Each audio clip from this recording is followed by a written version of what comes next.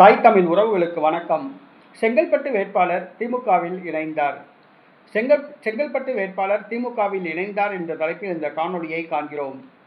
நடைபெற்று முடிந்த சட்டசபை தேர்தலில் திமுக படுதோல்வி அடைந்தது. தமிழ்நாடு முதலமைச்சர் மு.க.ஸ்டாலினே கொளத்தூர் தொகுதியில் தோற்றுப்போனார். தற்பொழுது அவருக்கு எதிர்க்கட்சி தலைவர் பதவி கூட கிடைக்கவில்லை.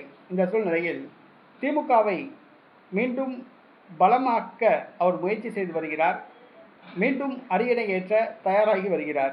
இந்த சூழ்நிலையில் மாற்றுக் கட்சியை சார்ந்த முக்கிய தலைவர்களை திமுகவில் இணைத்து வருகிறார்.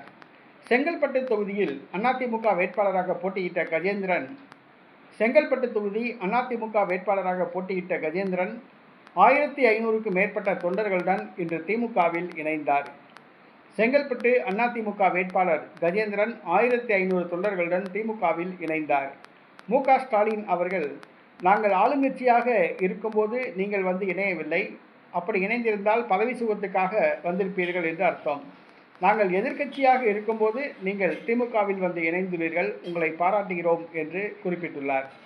செங்கல்பட்டு வேட்பாளர் கஜேந்திரன் தலைமையில் 1500 பேர் திமுகவில் இணைந்தது எடப்பாடி பழனிசாமிக்கு மிகப்பெரிய அதிர்ச்சியை கொடுத்துள்ளது.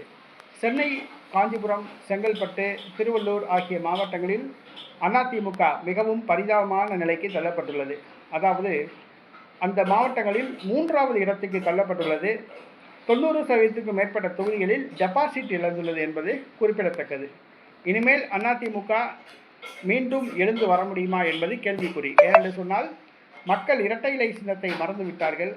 எம்ஜிஆர், ஜெயலலிதாவுக்கு பிறகு அதிமுகவை தலைமை தாங்கி நடத்தக்கூடிய திரைக்கவர்ச்சி மிக்க தலைவர்கள் யாரும் அதிமுகவில் இல்லை. எடப்பாடி காலத்துக்கு பிறகு அதிமுக இருக்குமா என்பது ஒரு கேள்விக்குறியாக உள்ளது.